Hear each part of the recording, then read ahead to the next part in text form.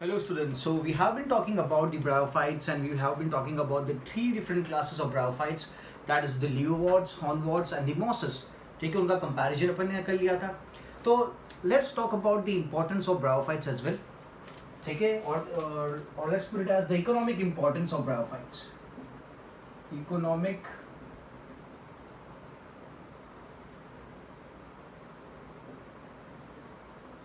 importance of bryophytes. ठीक है, तो जो ब्रायोफाइट्स होते हैं ना वो क्या करते हैं, cover large amount of soil और सॉइल के ऊपर एक मैट का जैसा लेयर बन जाता है. ठीक है, तो क्या होगा जब बारिश गिरती है तो जो वाटर ड्रॉपलेट्स है उनका जो शॉक है that is absorbed by the moss, by the mat. तो क्या होगा, जो सॉइल नीचे है, अंडरलाइंग सॉइल है, वो उसी जगह पे रहेगी, वो वहां से हटेगी नहीं तो नॉर्मली क्या होगा, अगर मिट्टी है, सॉइल है और पानी गिर रहा है फुल स्पीड में तो क्या हो जाएगा, सॉइल इरोजन होगा.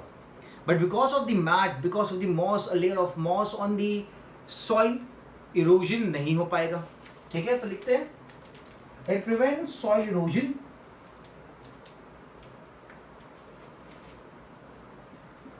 इट prevents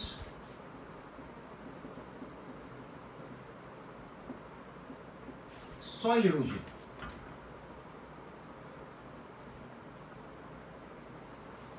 ठीक है, किस तरीके से, तो जैसे मैंने बताया mosses form a mat. ठीक है, एक मैट बन जाएगा over green mat over the soil.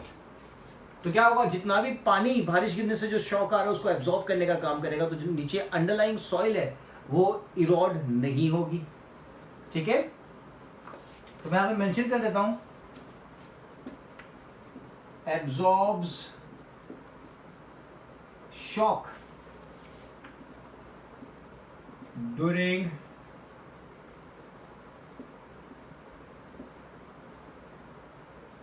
Heavy rainfall. ठीक है, सो हैवी रेनफॉल जब होगी तो काफी सारी मिट्टी इरोड हो सकती है, but because of the moss जो लेयर बना है मैट का एक, वो शॉक एब्जॉर्बर का काम करेगा और मिट्टी जो अंडरलाइंग सॉइल है वो इरोड नहीं हो पाएगी. ठीक है, दूसरी चीज, it also helps in soil formation. ठीक है, आपको पता होगा सक्सेशन ओवर द रॉक की अगर बात करें,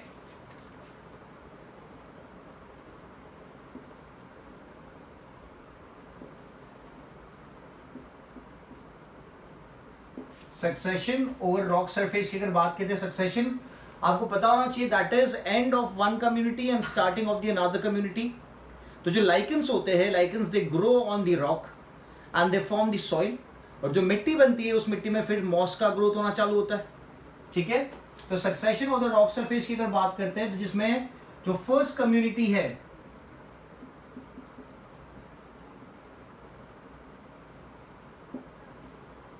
दैट इज लाइकेंस, और जो सेकंड कम्युनिटी है दैट इज द मॉसेस. ठीक है, और ये जो मॉसेस है इनके पास एबिलिटी भी है कि ये सॉइल फॉर्मेशन में भी हेल्प करती है, लाइकेंस भी सॉइल फॉर्मेशन में हेल्प करते हैं, और जो मॉसेस होती है वो भी क्या करती है, सॉइल फॉर्मेशन में हेल्प करती है. Helps in soil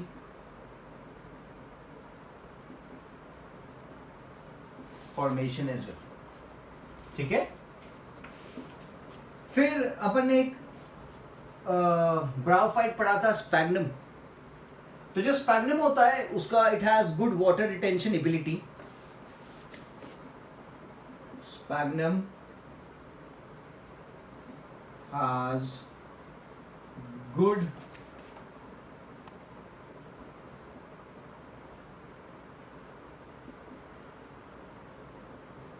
water retention ability. ठीक है, जिसकी वजह से क्या होगा, It is used by the gardeners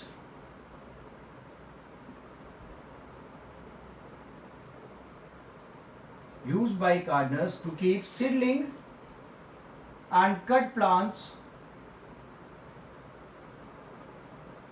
to store seedlings and cut plants during the transportation. During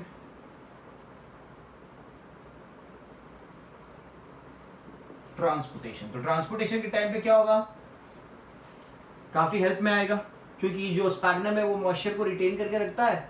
तो कोई भी सीडलिंग है आप उसके अंदर डाल दो तो सीडलिंग को मॉइस्ट कंडीशन मिलेगी, कट प्लांटलेट है उसको मॉइस्ट कंडीशन मिलेगी, तो ड्राई नहीं होगा, सूखेगा नहीं।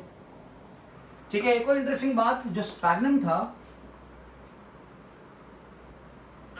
Sphagnum was used as cotton during olden days। पुराने जमाने में जो स्पैग्नम था, it was also used as cotton, इसीलिए sphagnum is also known as the cotton moss, because of which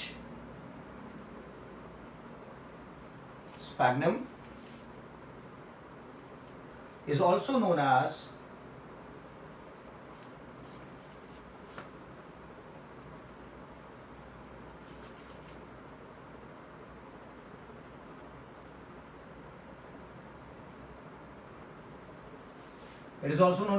cotton moss। ठीक है, सो मैंने काफी सारी बातें बता दी कि सॉइल इरोजन में हेल्प करता है, प्रिवेंट करने में हेल्प करता है, सॉइल इरोजन को प्रिवेंट करने में हेल्प करता है। ठीक है, it prevents soil erosion, mat का फॉर्मेशन कर देता है, सॉइल फॉर्मेशन जो फर्स्ट कम्युनिटी होती है that is lichens, second community होती है that is mosses, and mosses भी सॉइल फॉर्मेशन में हेल्प करती है। स्पैग्नम जो है has good water retention ability. ठीक है, तो इसकी वजह से the gardeners use it to store seedlings and cut plants during transportation। It was used as cotton swab, है ना, during the older days, because of which it is now known as, also known as the cotton moss। ठीक है, एक और important चीज जो sphagnum से बनती है that is known as pit। I have to rub it now।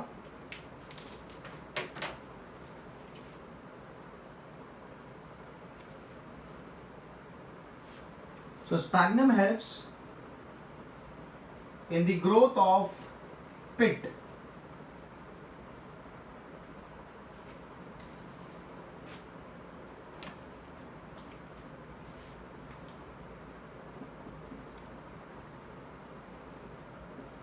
Sphagnum helps in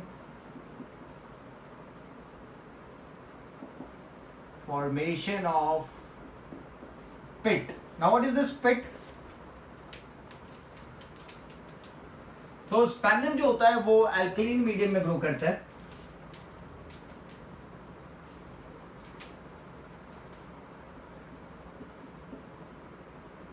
sphagnum grows in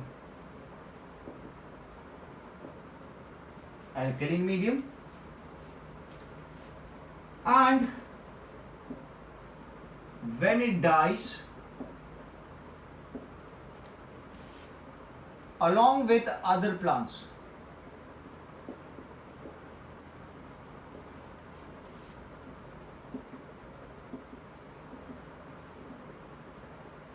along with the other plants in that area, it shows fossilization,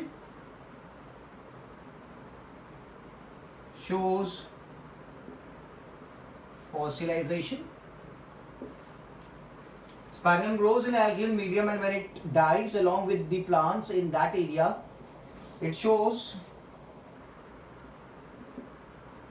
It shows fossilization and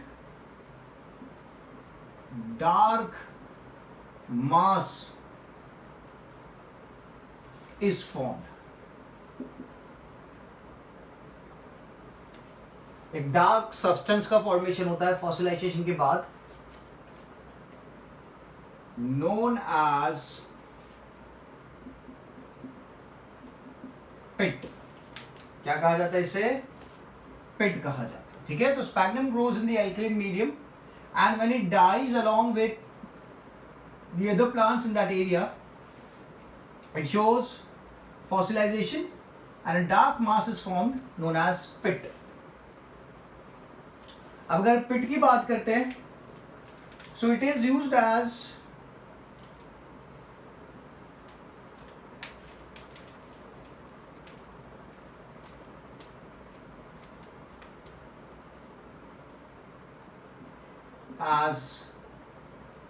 fuel की तरीके से use करते हैं इसे.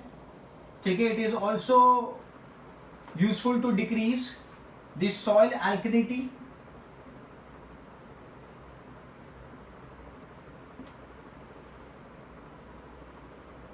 Soil की alkalinity कम करने के काम में आता है. ठीक है, वाटर रिटेंशन भी इसका काफी हाई होता है.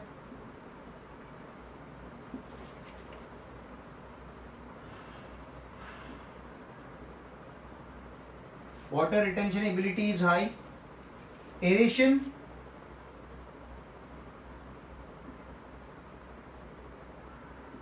is high.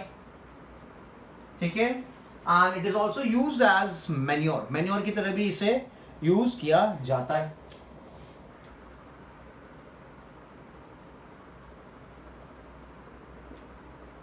ठीक है, सिंपल एंड इजी. तो पिट बनाने के काम में भी स्पैग्नम आता है और पिट की काफी सारी इंपॉर्टेंस है. आप फ्यूल की तरीके से यूज कर रहे हो, सॉइल की एल्कलिनिटी डिक्रीज करने के काम में आ रहा है, वाटर रिटेंशन में हेल्प कर रहा है, एरेशन में हेल्प कर रहा है, it is also use as a manure. ठीक है, now so done with the economic importance of bryophytes. Now let's move ahead and talk about the life cycle of funaria. ठीक है, तो आगे अपन देखते हैं लेक्चर में. I discuss the life cycle of funaria. I hope this is clear.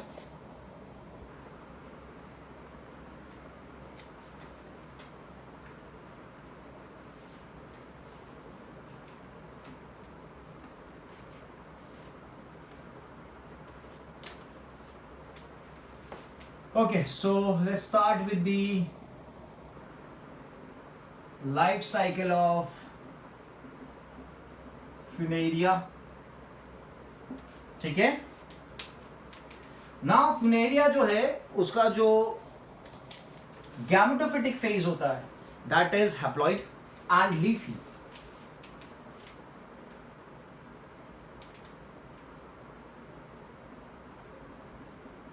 Haploid, gametophytic body of Funaria is leafy. क्या है? It is leafy as well as it is monoecious. ठीक है, it is क्या है? Monoecious है. Clear है? सो monoecious का मतलब क्या होता है? Monoecious is bisexual. तो जो फ्यूनेरिया है ये क्या है? Funaria is bisexual. अगर डायग्राम देखें फ्यूनेरिया का,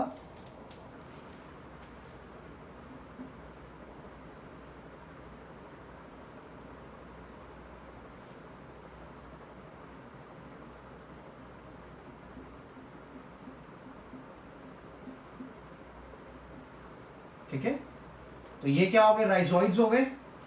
और मैंने बताया लीफी है.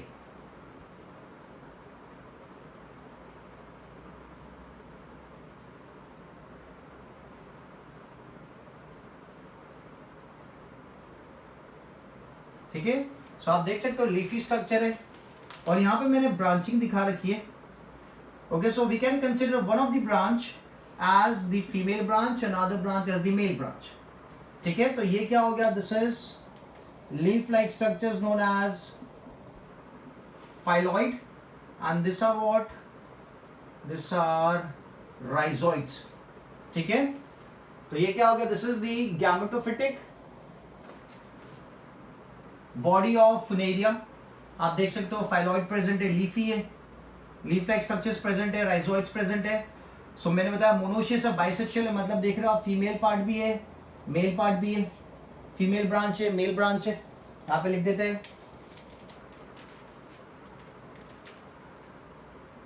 Female branch and male branch are present. Female branch and male branch are present. दूसरे थोड़े बहुत टर्म्स अगर हम देखें, जैसे यहाँ पे मैंने बोला है कि फीमेल ब्रांच और मेल ब्रांच प्रेजेंट है, दोनों रिप्रोडक्टिव ऑर्गन्स है, female reproductive organ and the male reproductive organs, they are on the different branches.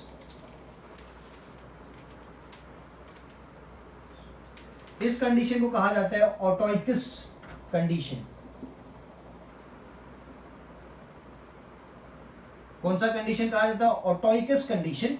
ऑटोइकस condition is when male and female sex organs are on different branches. Male and female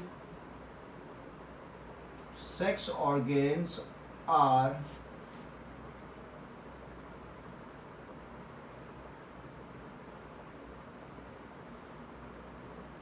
present on different branches. Male and female sex organs are present on different branches. That is autoicous term दिया जाता है उसे. Then we have one more term, that is acrocarpus.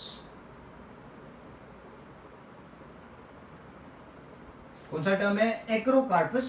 So acrocarpus is when sex organs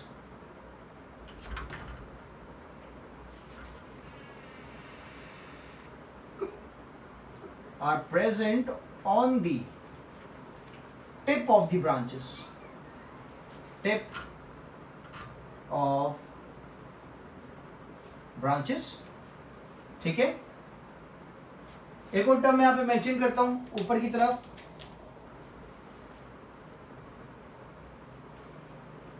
प्रोटोएंड्रस. कौन सा term है? प्रोटोएंड्रस.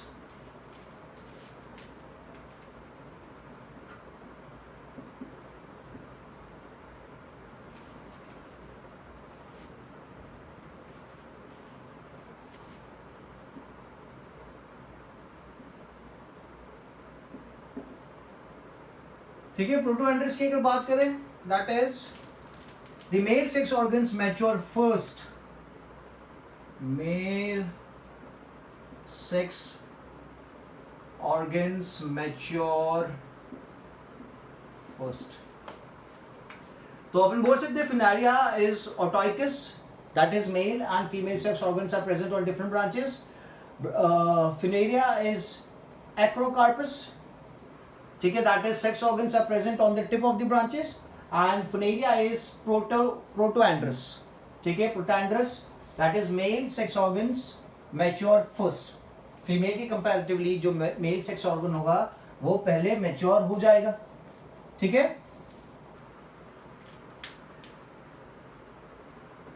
एक और चीज जो देखने को मिलेगी फिनारिया में, the sex organs are present in group. Tip के ऊपर प्रेजेंट है.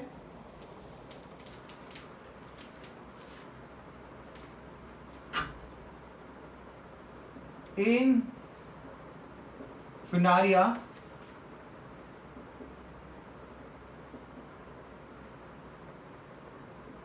sex organs are present in groups. ठीक है, and such groups are known as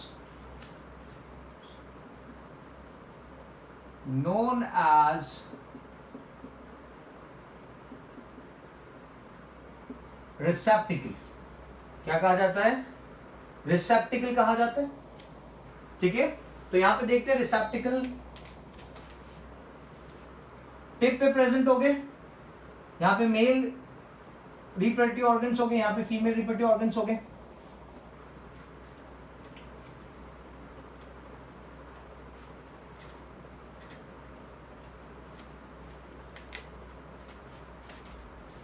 तो जो एंथ्रीडियम है,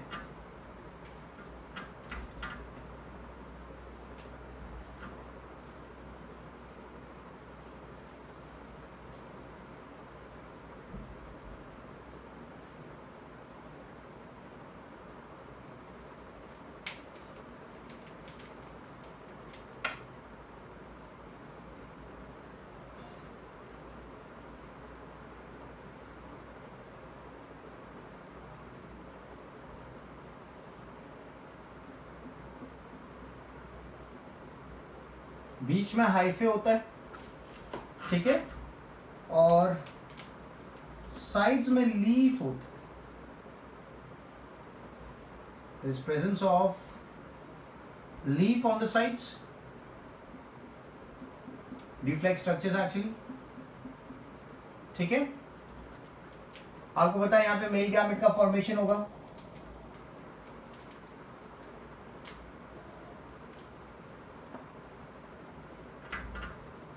ठीक है। तो ये जो स्ट्रक्चर है that is the male रिसेप्टिकल।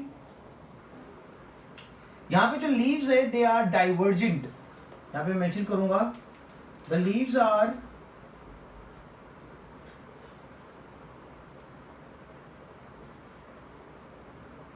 Divergent, that is moving outside, ठीक है।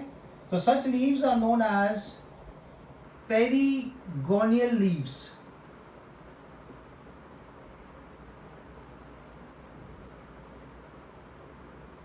Such leaves are known as perigonial leaves. Okay, they are divergent. और यहाँ पे एक स्ट्रक्चर बीच में प्रेजेंट है that is the hyphae, that is a sterile hyphae, ठीक है। ये एंथ्रीडियम हो गया, this are the leaves, this is the hyphae,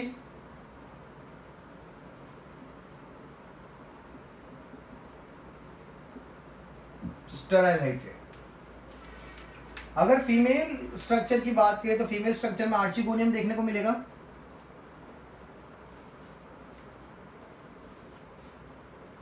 archegonium flask shaped होता है,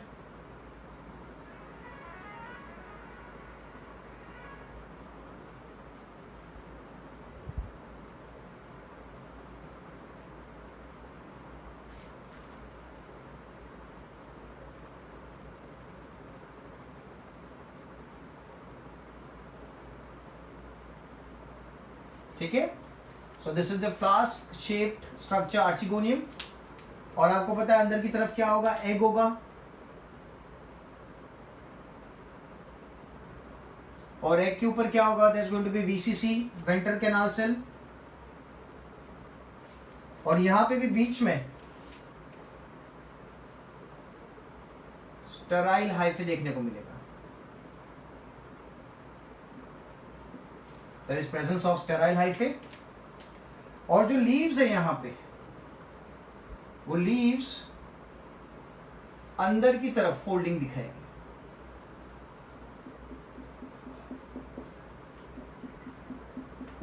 the leaves they show folding towards inside,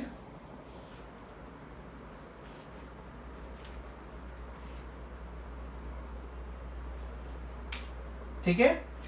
so the leaves are convergent,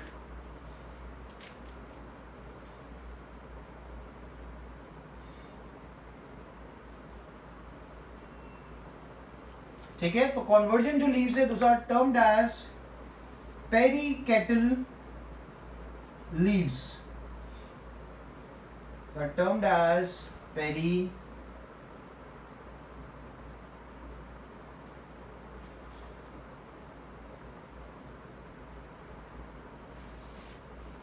leaves, ठीक है। तो ये कौन सा स्ट्रक्चर बनाया अपन ने? ये भी क्या? This is also sterile hyphae, this is the female structure, archegonium की बात करिए, this is the male structure. ठीक है, ग्रुप है, ये दो एंथीडियम्स है, ये दो आर्चिगोनियम्स है, तो ग्रुप है ना, तो जो ग्रुप बनता है that is known as रिसेप्टिकल।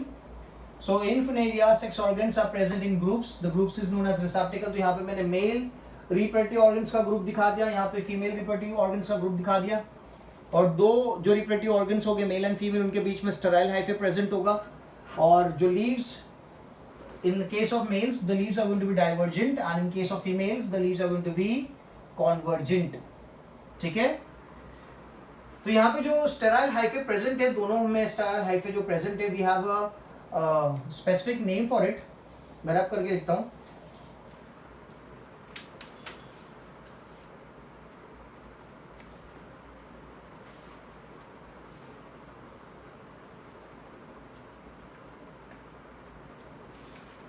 The sterile hyphae is known as paraphysis।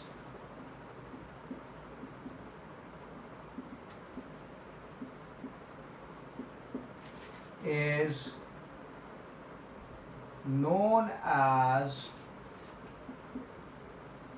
paraphysis। ठीक है, it is known as paraphysis. और जो मेल गैमेट होता है वो आपको बताया था, मेल गैमेट इज ट्विस्टेड,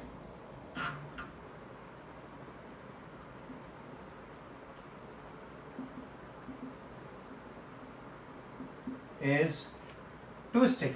ठीक है, अपने कई बार डायग्राम बना रखा है इसका। ठीक है, and it consist of two flagella. ठीक है, so this is going to be an, और दो फ्लैजिला प्रेजेंट है। ठीक है, नाउ जो मेल गैमेट होता है, it shows chemotactic movement and fertilization occurs. Male gamete shows chemotactic movement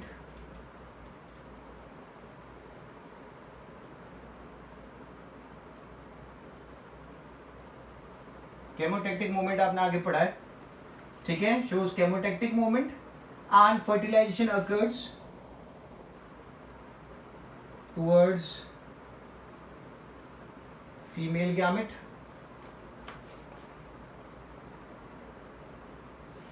causing fertilization।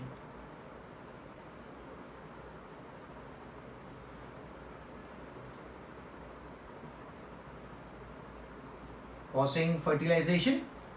ठीक है, resulting into a diploid zygote, resulting in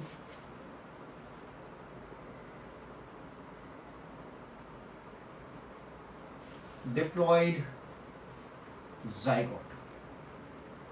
ठीक है, डिप्लॉइड जाइगोट का फॉर्मेशन होगा जब male gamete which is n fuses with the female gamete that is n, so n plus n क्या बन जाएगा, 2n बनेगा, और डिप्लॉइड जाइगोट का फॉर्मेशन होगा। ठीक है, so the diploid zygote is the first cell of the sporophytic phase.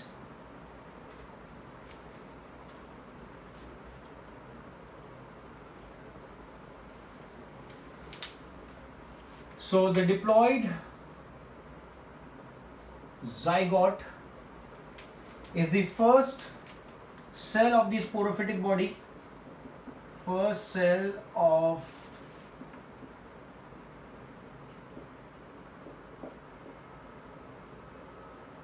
sporophytic body। ठीक है, and it undergoes mitosis and forms diploid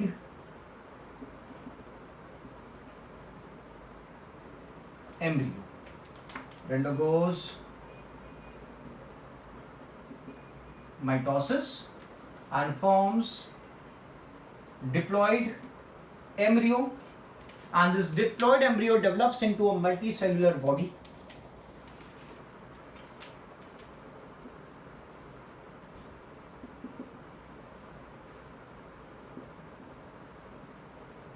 develops into multicellular body, ठीक है। अब यहां पे क्या हो रहा है कि पूरा की पूरा जाइगोट एम्ब्रियो फॉर्मेशन में हेल्प कर रहा है या एम्ब्रियो फॉर्मेशन कर रहा है। So such kind of development is known as the holoblastic development.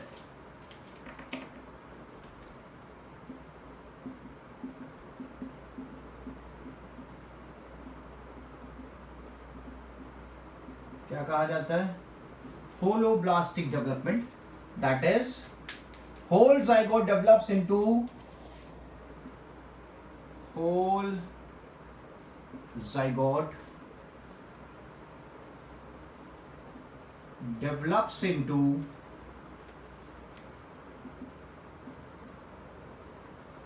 Embryo. पूरा की पूरा जो जाइगोट होता है वो एम्ब्रियो फॉर्मेशन में हेल्प करता है, इसलिए इसे कहा जाता है होलोब्लास्टिक डेवलपमेंट। उसी के साथ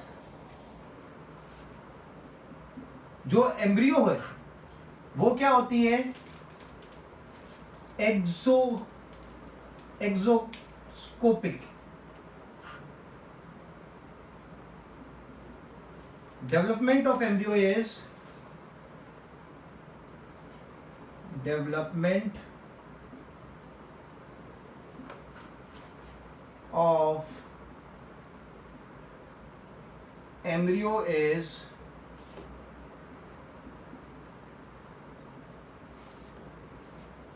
एक्सोस्कोपिक, है ना। एक्सोस्कोपिक आप पढ़ चुके हो पहले, व्हाट इज एक्सोस्कोपिक। आप आगे के लेक्चर्स देखोगे तो आपको पता चलेगा, ठीक है, क्लियर है। अब क्या होता है, जो एम्ब्रियो है, this embryo differentiates into sporophytic body.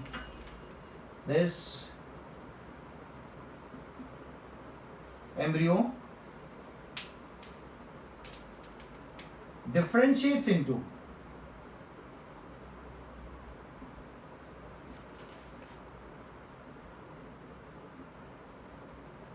sporophytic body। अपन ने गैमेटोफिटिक बॉडी से स्टार्ट किया था। गैमेटोफिटिक जो पार्ट होता है, लीफी स्ट्रक्चर होता है फिनारिया का, अभी क्या बन गया? अभी बन गया है स्पोरोफिटिक बॉडी में इसका कन्वर्जन हो गया, ठीक है। तो मैं फिर से दिखाता हूं डायग्राम जो अपने बनाया था। So I hope this is clear. Zygote, embryo and the embryo differentiates into a sporophytic body.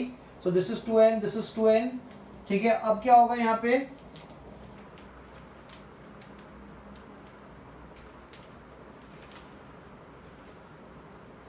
I'll draw the diagram first। जो स्पोरोफिटिक बॉडी है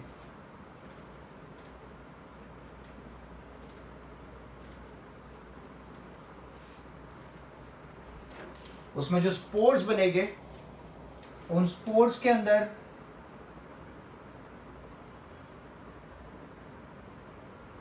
this was the male branch and the female branch.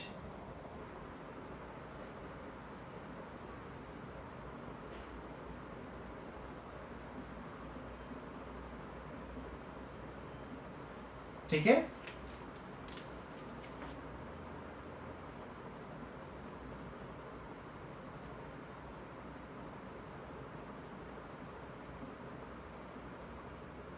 ठीक है। So this is the male part and the female part. तो ये जो this is the female branch, I am sorry, this is the male branch and this is the female branch. तो यहाँ से gamete जाएगा यहाँ पे और फर्टिलाइजेशन होगा, तो क्या बनेगा? स्पोरोफाइट बनेगा। तो जो स्पोरोफाइट होता है, क्योंकि जो स्ट्रक्चर्स थे वो टिप के ऊपर डेवलप कर रहे थे, तो यहां से बनेगा द स्पोरोफाइट बॉडी।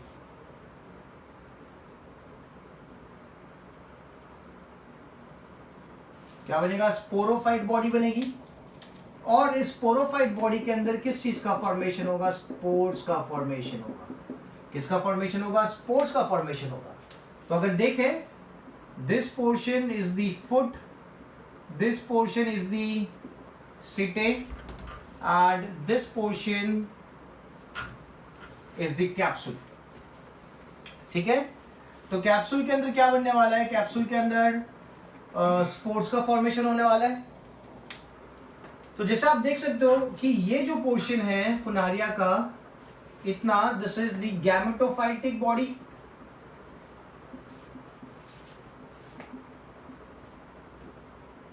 और ये जो पोर्शन आप देख रहे हो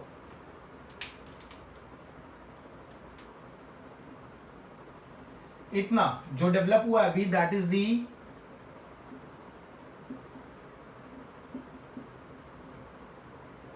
स्पोरोफाइटिक बॉडी। मतलब gametophytic body and sporophytic body आपको साथ साथ में दिख रही है, ठीक है। The gametophytic body as well as the sporophytic body, sporophytic body के पार्ट्स मैंने बता दिए, फुट, सीटे एंड कैप्सूल, ये सब आपको साथ में दिख रहा है, ठीक है। तो यहां पे अगर देखें जो सीटे है, it appears like a cord, सीटे appears like cord. So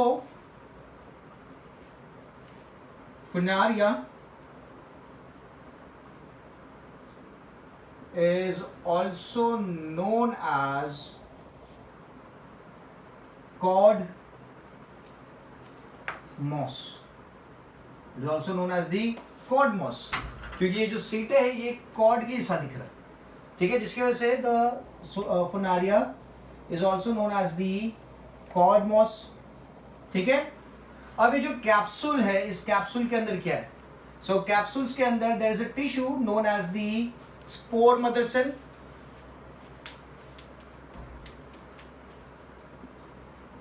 जो कैप्सूल है it consist of spore mother cell, it consists of spore mother cells, ठीक है, and the spore mother cells they undergo meiosis and they form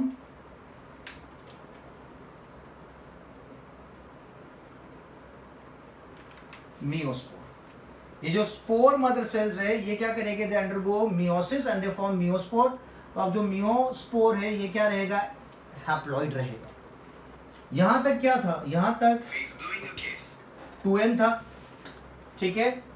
so 2n से n बना, मतलब यहां पे क्या हो रहा है? This is going to be meiosis, this is going to be meiosis. तो अभी तक जो भी स्ट्रक्चर मैं बोल रहा था that was a diploid structure, but अब जब मियोस्पोर का फॉर्मेशन होता है तो मियोस्पोर इज n, मतलब जो अंदर स्पोर्स बन रहे हैं दिस आर दी मियोस्पोर। तो मियोस्पोर क्या है? n है, बाकी का पूरा पोर्शन क्या है? 2n है, ठीक है। आई एम सॉरी, गैमेटोफिटिक बॉडी भी क्या होती है? n होती है। गैमेटोफिटिक बॉडी भी n है। जो स्पोरोफिटिक बॉडी है वो क्या है? वो 2n है। और जो मियोस्पोर्स बने वो क्या है? n है, ठीक है। Is it clear now?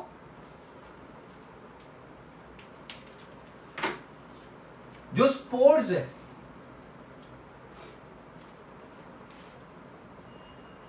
spores contain chloroplast and they appear green in color.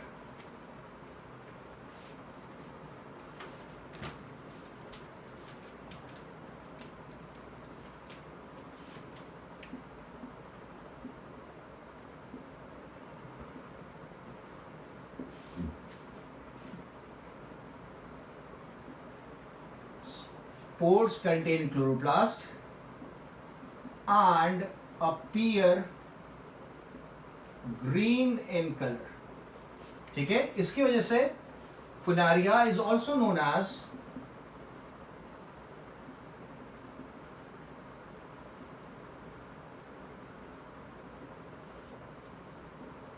Green moss. क्या कहा जाता है फुनारिया को? ग्रीन मॉस भी कहा जाता है, क्योंकि जो स्पोर्स है, जो मियोस्पोर्स है, वो क्या करते हैं? क्लोरोप्लास्ट कंटेन करते हैं, they appear green in colour and that is the reason the funaria is also known as the green moss, ठीक है।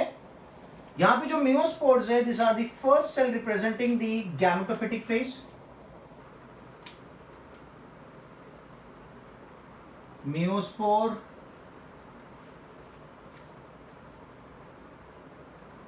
are the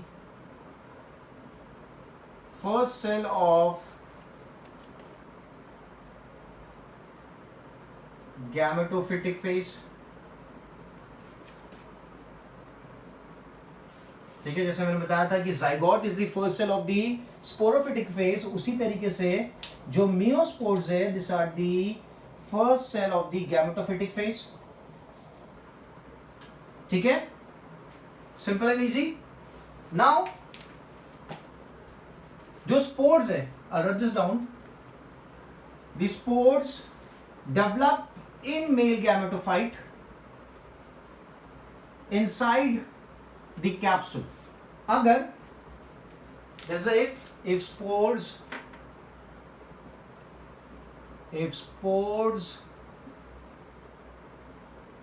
develop into gametophyte inside capsule, अगर जो स्पोर्स है वो गैमेटोफाइट, क्योंकि स्पोर्स जैसा मैंने बताया it's the first cell of the gametophyte phase, तो अगर स्पोर्स डेवलप हो जाते हैं into a gametophyte inside the capsule, ठीक है, इनसाइड द कैप्सूल, तो such development is known as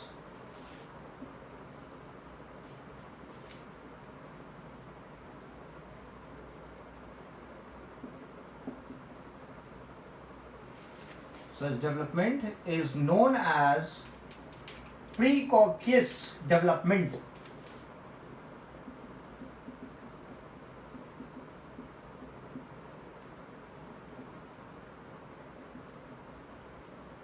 Known as precoccus development, which is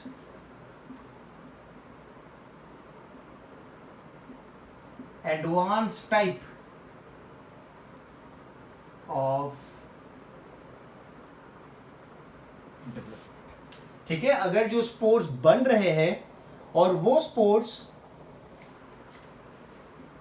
develop हो रहे हैं into a gametophyte inside the capsule, capsule के अंदर रह के ही वो मेल गैमेटोफाइट का डेवलपमेंट करना चालू करते हैं, तो such kind of development is known as precocious development and it is the advanced type of development.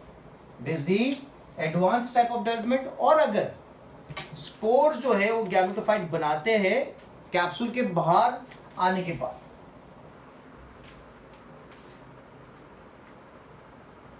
if spores form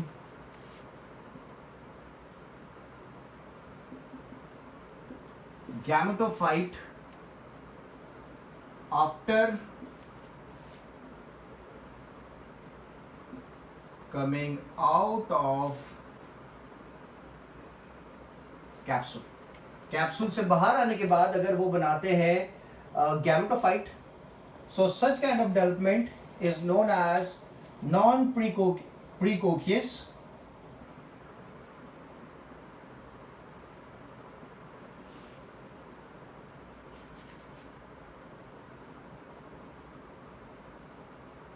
it is known as non-precocious development, which is the primitive type, which is the primitive type of development. ठीक है, and bryophytes में कौन सा development देखने को मिलता है? So bryophytes show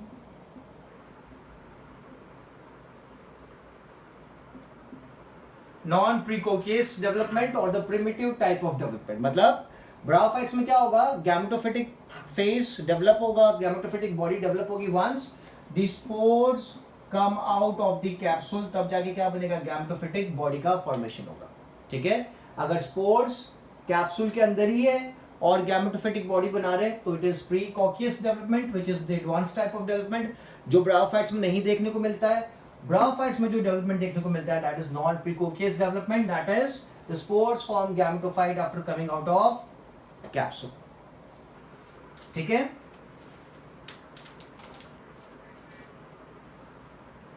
okay. So now एक और चीज है, अगर जो मेल गैमेटोफाइट है, if the male gametophyte is formed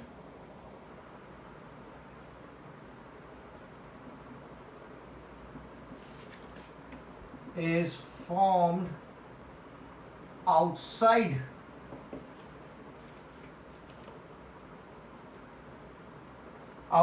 the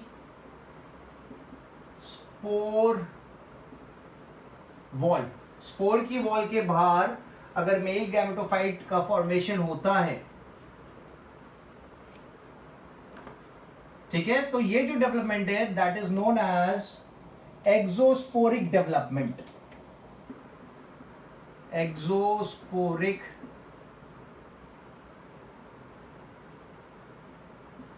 development अगर मेल गैमेटोफाइट का फॉर्मेशन होता है आउटसाइड द स्पोर वॉल, और अगर male gametophyte is formed inside the spore wall,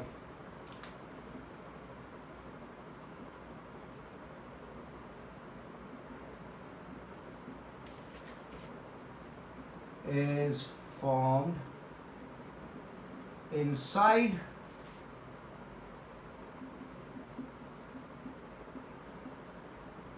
the spore wall, that is known as endoscopic development। क्या बोलेंगे? Endoscopic development बोलेंगे, ठीक है। अगर male gametophyte is formed outside the spore wall, ठीक है, तो it is exosporic, and if it is formed inside the spore wall it is endosporic, ठीक है। सो ब्रायोफाइट्स में कौन सा देखने को मिलता है? सो bryophyte show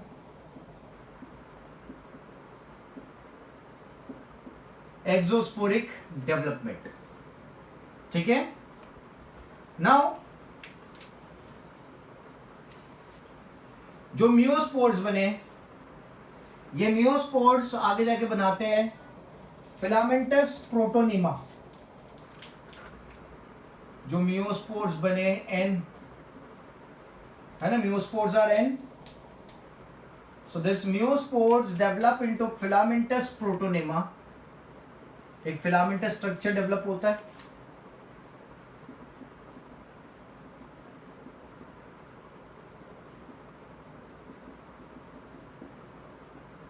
it forms a structure known as filamentous proteinema। I'm sorry, this is proteinema, ठीक है। सो filamentous proteinema क्या है? ये भी N है। अब ये जो filamentous proteinema है, इस पे क्या होता है? bud sprout and forms the leafy gametophyte। जो filamentous structure डेवलप हुआ है, ये filamentous structure पे क्या होगा? bud sprout करेंगे, buds sprout and develop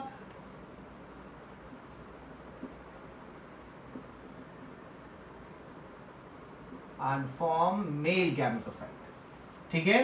तो जो मियोस्पोर से क्या बन रहा है? फिलामेंटस प्रोटोनिमा बन रहा है, और ये फिलामेंटस प्रोटोनिमा से क्या बन रहा है? बर्ड्स बन रहे हैं। जो बर्ड्स क्या कर रहे हैं? स्प्राउट कर रहे हैं, और किस चीज का फॉर्मेशन हो रहा है? मेल गैमेटोफाइट स्ट्रक्चर का फॉर्मेशन हो रहा है। I'm sorry, this is leafy gametophyte, not the male। leafy gametophyte मतलब we are back to the starting structure, leafy structure जो था, ठीक है। bird sprout and form the leafy gametophyte। so जो leafy gametophyte है ये भी क्या होगा? N होगा, because this is N, this is N, ठीक है। so once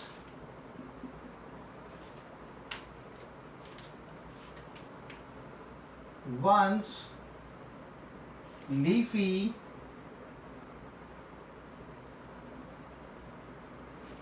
gametophyte is formed, once the leafy gametophyte is formed, the proteinema,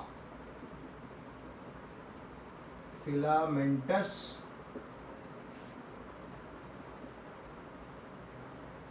proteinema degenerates, filamentous proteinema degenerates, ठीक है।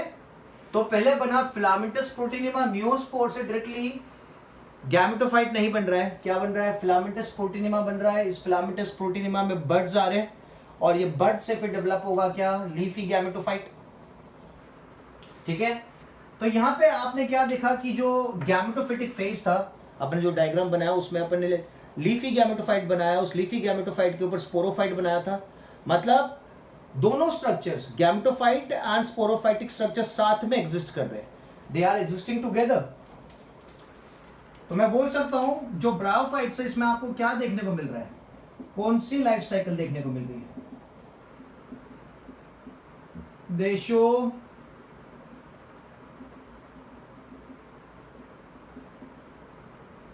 Haplodiplontic life cycle. क्या दिखा रहे? हैप्लोडिप्लॉन्टिक लाइफ साइकिल दिखा रहे।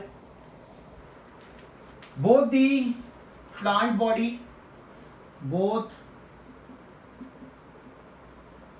plant body, that is gametophyte and sporophyte, exist together. Both the plant's body they exist together, इसलिए इसे कहा जाता है हैप्लोडिप्लॉन्टिक लाइफ साइकिल। ठीक है, स्पोरोफिटिक फेस और गैमेटोफिटिक फेस साथ में दिखेगा। प्लस यहाँ पे मियोसिस कहाँ होता है? अगर आपने ध्यान दिया हो तो meiosis occurs in the spores. आगे वाला जो आप केसेस देख रहे थे, आगे वाले जो आपने ब्रायोफाइट्स देखे, उसमें मियोसिस कहाँ होता था? गैमेट के जाइगोट के अंदर होता था। तो आप बोलते थे जाइगोटिक मियोसिस है। यहाँ पे meiosis takes place in spores. ठीक है, तो क्या कहा जाएगा? This is going to be termed as sporic meiosis. ठीक है, इसे स्पोरिक मियोसिस कहा जाएगा। ठीक है, so this was the life cycle of Funaria. ठीक है, जैसे ब्रायोफाइट्स में आपको हैप्लोडिप्लॉन्टिक लाइफ साइकिल देखने को मिलती है, तो जो फिनारिया है दैट इज अ मॉस, तो उसके अंदर भी आपको क्या देखने को मिल रहा है? Haplodiplontic life cycle.